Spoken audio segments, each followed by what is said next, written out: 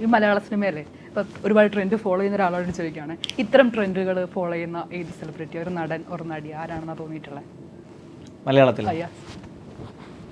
മലയാളത്തിൽ fashion follow ചെയ്യുന്ന Dulquer of course.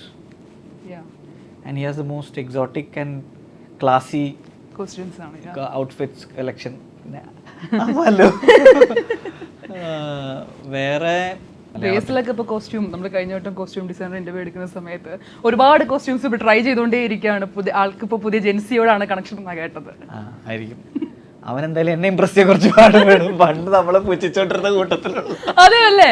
എന്തിനാടാ നീ തുണിയൊക്കെ മേടിച്ച് കാശ് കളയുന്നത്, സേവ് ചെയ്യടാന്ന് പറഞ്ഞുകൊണ്ടിരുന്നവനാണ് ഇപ്പൊ ഇപ്പൊ പിടിക്കാൻ തുടങ്ങി. പിടിച്ചു നിൽക്കാൻ വേണ്ടിട്ട് പിടിക്കാൻ തുടങ്ങി. വർക്കാവുന്നുണ്ടോ? എങ്ങനെയുണ്ട് കണ്ടിട്ട്? കുഴപ്പമില്ല, കാണാൻ നന്നായിട്ടൊക്കെ ഉണ്ട്. ഈ സ്റ്റൈൽ ഇൻസ്പിറേഷൻ ആരാണ്? അത് ഒരു വ്യക്തിയല്ല. ഞാൻ വളർന്ന സാഹചര്യം കോഴിക്കോട്, എൻ്റെ ഒരു ചൈൽഡ്ഹുഡിൽ ഏർലി 2000s ലേറ്റ് 90s അവിടുത്തെ SM സ്ട്രീറ്റിൽ there was a clothing stores, ഈ തുണിക്കടകളുണ്ടായിരുന്നു. അന്ന് ഇമ്പോർട്ടഡ് ക്ലോത്ത്സും പരിപാടികളും അവിടെ ഒരു ഫാഷൻ ക്യാപിറ്റൽ പോലെയായിരുന്നു. അപ്പോൾ അന്ന് നമ്മൾ സ്കൂളിൽ വിട്ട് വന്നിട്ട് കാണുന്ന ഔട്ട്ഫിറ്റ്സ് കാര്യങ്ങൾ അവിടെ പോയിട്ട് പർച്ചേസ് ചെയ്യുന്നതൊക്കെ നമ്മുടെ ഒരു എവറി ഫെസ്റ്റിവൽ ഓർമ്മയാണ്. പിന്നെ ഈ പറയുന്ന ഡാൻസ് ഒരു ഘടകമാണ്. നമ്മൾ ഡാൻസ് ഫോളോ ചെയ്യുമ്പോൾ ഡാൻസേഴ്സ് എല്ലാവരും കുറച്ച് എന്താ പറയുക, എഡ്ജി ഫാഷൻ അല്ലെങ്കിൽ കുറച്ച് ലൗഡ് ഫാഷനോ അല്ലെങ്കിൽ what ever you call it, അത് ഫോളോ ചെയ്യുന്ന ആൾക്കാർ, ഡാൻസേഴ്സ് ഡ്രസ് വെൽ. അപ്പോൾ ഞാൻ ഡാൻസർ എന്നുള്ള രീതിയിലും അതിനെ കണ്ടിട്ടുണ്ട്.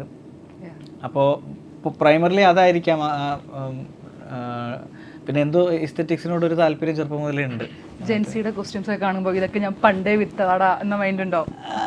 അങ്ങനെ ഞാൻ നോക്കാറില്ല. പക്ഷേ ഈ പറഞ്ഞ പോലെ പണ്ട് കുറച്ച് ഇതിനെ ആക്സെപ്റ്റ് ചെയ്യാൻ ബുദ്ധിമുട്ടായിരുന്നു അവിടെ. സ്റ്റീരിയോടൈപ്സിനെ അന്നേ ബ്രേക്ക് ചെയ്ത ഒരാളാണ്. അതെ അതെ. അപ്പൊ അത് അന്ന് കുറെ വെടികൊണ്ട് അന്ന് നമ്മൾ ഓട്ടൺ പീസ് ആയിരുന്നല്ലേ? അതെ, കാലത്തിന് മുന്നേ. അതെ. ഇപ്പൊ മറ്റേ തൊലിക്കട്ടി കൂടിയോണ്ട് ഇപ്പൊ. പക്ഷെ ഞാൻ അങ്ങനെ മറ്റേ ഈ എന്താ പറയാ, അരോചകമാം വിധം പുഷിയായിട്ടുള്ള ഔട്ട്ഫിറ്റ്സ് അല്ല ഇടാറുള്ളത്. It's just that it might not be very common in അങ്ങനെയായിരുന്നു എനിക്കൊന്നും തോന്നിയിട്ടുള്ളത്.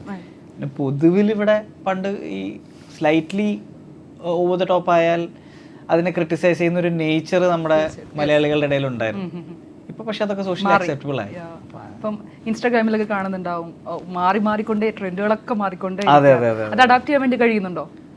ഞാൻ അത് കീപ്പപ്പ് ചെയ്യാൻ വേണ്ടിയിട്ട് ശ്രമിക്കാറില്ല. But I have an eye for it.